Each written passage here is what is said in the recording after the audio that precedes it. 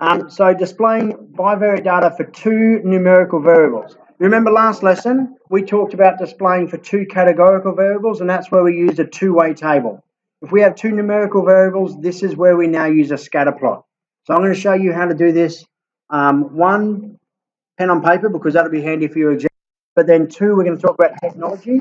In your PSMT next term, you'll be required to use technology, Excel, or maybe Desmos, and I'll show you how to use both of those.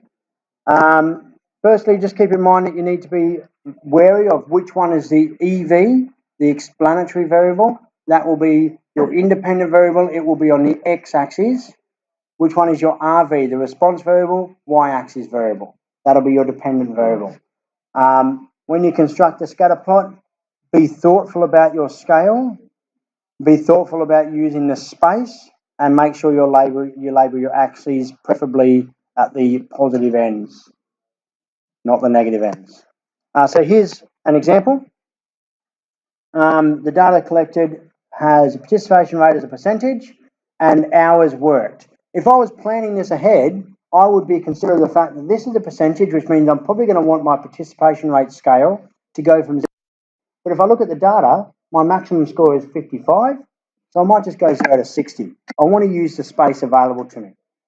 It does start at 1 note. Hours worked, on the other hand, it has a maximum score of 53, but it has a minimum score of 35. So I'm probably not going to start at 0. Otherwise, again, I won't be using my space effectively. But there are things you have to do if you don't start at 0, which I want to identify to you now. Here's my scatter plot. There's my scale. And you'll notice that the scale goes from 30 to about 65. But I've only labelled up 55. And I'll say I very loosely. I haven't labelled this. And my X scale goes from 0 to 60. Now, the suggestion here is that the hours worked is the response rate, the response variable, and the participation rate is the explanatory variable. So what is this? Number of hours worked and the university participation rate in 9 countries. So the suggestion here is that if a larger percentage of people work university, then they might work, I think it looks like it's going to head towards less hours per week.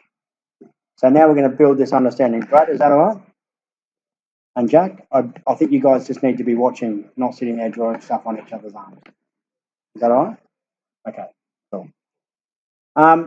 So plotting these points now, 26 on the participation rate matches with 35 on the hours worked. So you've got to be very careful with how you plot them.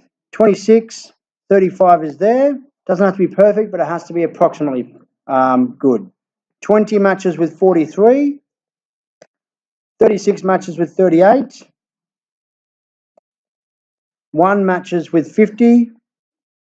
25 matches with 40. 9 matches with 50. 30 matches with 40. 3 matches with 53. And 55 matches with 35. So there's our data put into the axes. The data generally fills the entire axis.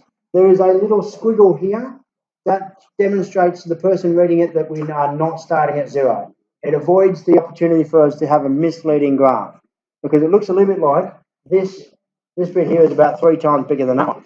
That's not really true. Actually, this doesn't start at 0. There's not a triple relationship there. So just be careful with that. What I can say about this now, though, is it has a negative correlation. So I'll just put this in light blue. This is a negative correlation. And we're going to do some actual data analysis in this next term. We'll talk about correlation, coefficients, and things like that. But I would look at that and say, not only is it negative, but it's reasonably strong. Like most of the data points that have got a lower participation rate had higher hours worked, and it's pretty much in order. So I'd say that's strong negative correlation. And you'll get questions, particularly in your multiple choice, that ask you just to make a comment on what type of correlation it is. So there's my first one. Label your axes, etc., etc. This one was a your turn question, and so I'm going to pause the video. Okay, ladies and gents, here is my response. So hopefully you got something similar to that. Make sure, please, that you have a ruler and that you're bringing it. If you need one, I've got some in the boxes there, and that you're doing things neatly or reasonably neatly. So we've got our scale, we've got an arrow, we've got the Y and X label, we've got the actual values, the response time and the dose. The explanatory variable and the response variable are in the correct order, and then plot your data. Both pieces of data start at 0. The scales are appropriate. I'm using most of the Y scale and most of the X scale. So try and fill the space that you have available to you. Don't do your graph so small that we can't read it. That will cost you marks in any piece of assessment. Okay? Yes, it will. You have to make sure that you're using your space. And again, this is a negative correlation. It might still be considered strong, but it's probably not as strong as the last one. So it looks a little bit like that. Particularly at the start. This area here is where things sort of fall a bit out of whack. So it might not be quite as strong as the last one. But there's your answer. Is that all right, Lucas? Okay, good. Now, I know you might not be quite finished, but I really desperately need everybody watching this bit here. This will be really important for your assignment, and I'll probably talk about it again, but I would like to know that everybody knows how to do it. So I'm going to talk quickly about how you can use technology, Excel, but also Desmos. And you'll see me swing a lot towards Desmos. It does everything that we need to do that Excel does, and the graphs, in my opinion, are quite a bit neater and easier to get. But I'll typically start with Excel. So here's the diagram or data. I've copied it into there. You'll notice that we've got a subject number, 1, 2, 3, 4, 5, 20. You don't really need that for this data. But when it comes to collecting off different people, you might give those people numbers so that you've got that data in the right order and things don't get mixed up. We're comparing arm span against height. To plot this as a graph in Excel, really hard for me to teach when people are just having conversations underneath me, and it's quite rude. To plot this in Excel, all I need to do is highlight those and click on the Insert tab and insert a graph, which I'm assuming most of you have probably done in science. We're dealing with a scatter plot. So the scatter plot is this one with a bunch of dots. It doesn't make any sense to connect the dots in this case. It's not a time-ordered situation. We'll get to that. That's topic 2. But topic 1 is not time-ordered, so we just want the dots. There they are there. I can go in here, and I don't use Excel much, so for this, so I'm not great at it. But I can change in different, change the scale. Sorry, my mouse is not working all that well. So if you click on the format data series, you can select anywhere, horizontal value, axes.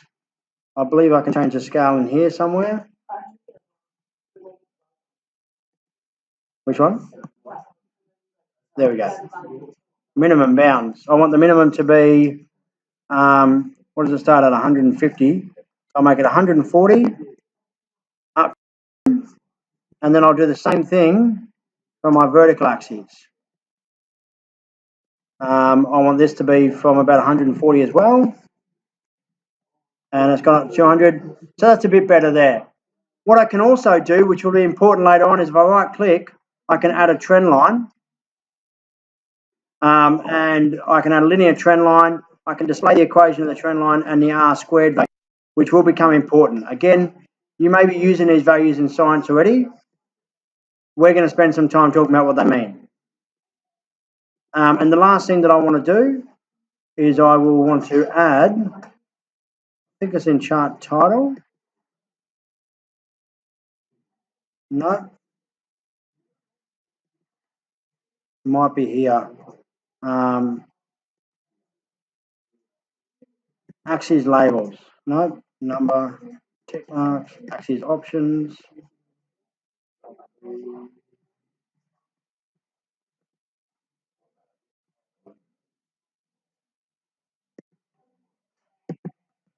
Come on.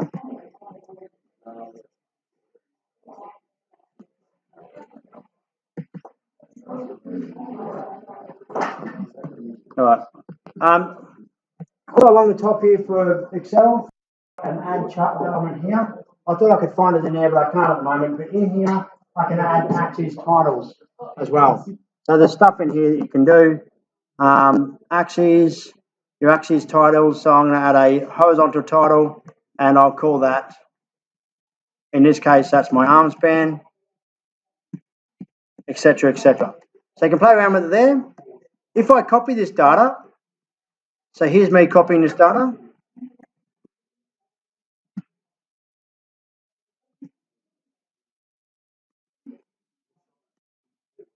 I can go to Desmos and paste the data straight into Desmos. When it comes up, Control V, and my data comes up there. And I actually think it looks a fair bit nicer. Oops, sorry, my mouse pad not working very well. There we go. My scale is still here. My scale is down there. It's harder to get the axes back on there, so you'd have to deal with that. But if I go into my settings here, I can add an x-axis label and a y-axis label as well. So to some extent, you might find that Desmos is quite helpful as well. I think it's a bit nicer in some cases. So that comes up on the side as well. And I can add arrows, etc. So you can use technology in both cases. Desmos will also do regression analysis, and I'll show you that later on as well. So you've got both of those. You can choose which one you want to use. Excel's really good, and you can get neat graphs, Jack, from Excel. But to get the neat graphs, you do need to do a little bit more work, and you have to make sure that they're clear. The last thing I want you to do, though, and I can't, when it comes to your PSMT, don't present to me graphs that have weird colors, black backgrounds, all that kind of stuff. Just keep it simple. Make the graphs neat and tidy. Make it about the data, not about decorating the graph. That's the important thing. But you can always come and see me and show me what you've done, and I can check it with you. Anyway, that's it. You got about 13 minutes. And